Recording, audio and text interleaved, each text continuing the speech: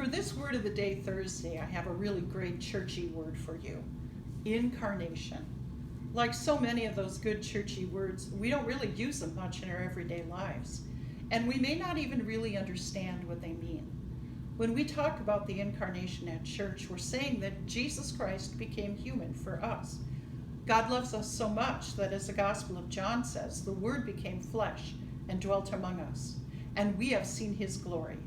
The glory as of a Father's only Son, full of grace and truth. Those are beautiful and soaring words, but I have a definition that I think brings that word incarnation right into our lives in a profound way. Someone once said that to really understand the incarnation, we should think about it in this way. Jesus moved into the neighborhood.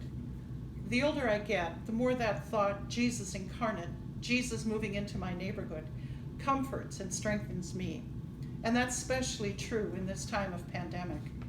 Lord and I live in a 3-story condo, and after just about 3 years, we know most of our neighbors by name, especially those neighbors right next door down the hall, neighbors below us, and we know most of our doggy neighbors. Just think about what it would be like to have Jesus move into the next door condo, or onto your block, or the farm next door. That word incarnation reminds us that Jesus, God's love in human form, is always that close to us. Because God came to us as a human being, we know that Jesus understands what it's like to be human. Jesus understands what it's like to be hungry, to feel the hug of a friend, to laugh, to cry, to feel the sting of betrayal and denial. Jesus knows what it's like to suffer and die. God's love does not stop at death. God's love shows us what it is like to rise again from the dead. When Jesus walked on this earth as a human, he walked with the people.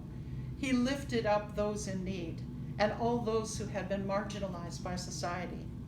He set an example of what it means to be a neighbor. What would it be like if Jesus moved into the condo next door?